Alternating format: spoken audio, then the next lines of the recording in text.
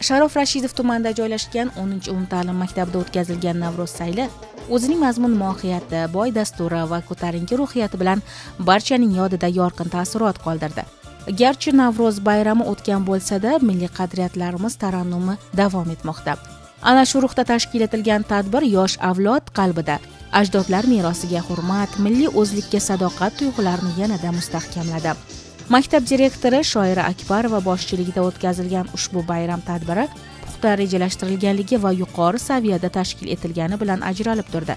Tadbir davomida o'quvchilar tomonidan sahnalashtirilgan chiqishlar, milliy qo'shiqlar va raqslar, xalq o'yinlari orqali qadimiy urf-odatlarimiz jonli tarzda namoyish etildi. Har bir chiqish tomoshabinlarda g'urur va faxr tuyg'ularini uyg'otdi.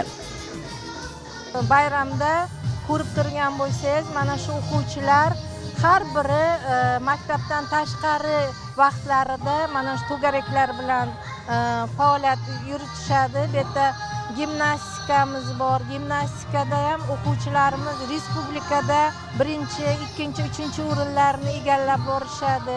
Boks to'garaklarimiz, yengil atletika to'garaklari, undan tashqari tennis to'garak, futbol to'garagi juda yaxshi rivojlangan. Va mana yaqinda mana shu gilam to'qish bo'yicha amaliy san'at yo'nalishida o'quvchilarimizni mana ishlarini ko'rib turibsizlar.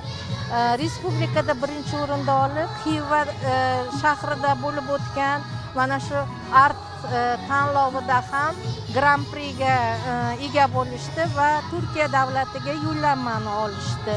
Buni hammasi yosh o'sib kelayotgan mana shu yoshlarimizni, o'quvchilarimizni har tomonlama kamolatga yetishishida, ularni kelgusida o'zini qalb kasbini tanlashida juda bir katta o'rin tutadi. Alohida e'tiborga molik jihatlardan biri maktabdagi to'garaklar faoliyati asosida tashkil etilgan ko'rgazmalar bo'ldi. Unda o'quvchilarning qo'l mehnati mahsulotlari, ijodiy ishlari, ilmiy loyihalari namoyish etilib, yoshlarning iste'dodi va salohiyati keng jamoatchilikka taqdim qilindi. Iqtidorli o'quvchilarning yutuqlari aks etgan burchak esa yig'ilganlarga ilhom bag'ishlab, boshqa o'quvchilarni ham faol bo'lishga undadi. Gablin yo'nalishi bo'yicha amaliy san'atda 8-maktabda 2-sinf o'quvchisiman. Xorazm viloyatida bo'lib o'tgan Xiva Art Festda 1-o'rinlarni egallab keldik. Biz shu 1-darajali faxrli o'rinda olganimiz uchun Turkiyada bo'lib o'tadigan musobaqaga yo'llanma oldik. Tadbirda mahalla faollari hamda nafaqadagi tajribali ustozlarning ishtiroki unga yanada chuqur ma'no baxsh etdi.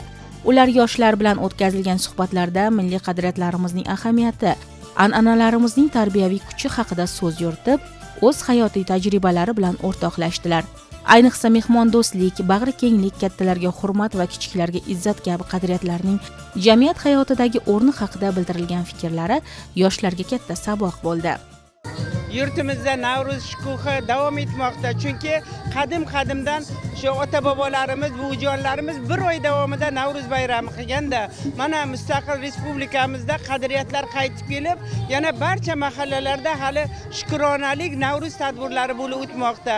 Bugun bizning Sharof Rashidov tumanidagi 10-maktabimizda mana shunday tadbir bo'lib o'tmoqda. Bu tadbirga mana shu maktabda ishlab ketgan faxriy ustozlar, buvijonlar, nuroniy otaxonlar, yoshlarimiz, mehmonlar tashrif buyurgan. Biz bu maktabga kirib kelib bir boshqa olamga kirib qolgandek bo'ldik-da. Bolalarda qo'llaridan tayyorlangan bu mana shu ko'rgazmalar turli xil. Ular tomonidan olgan fan sertifikatlari yo mana shu farzandlar uchun yaratilgan mana issiqxona, mehnatga tayyorlash bolalarimizda.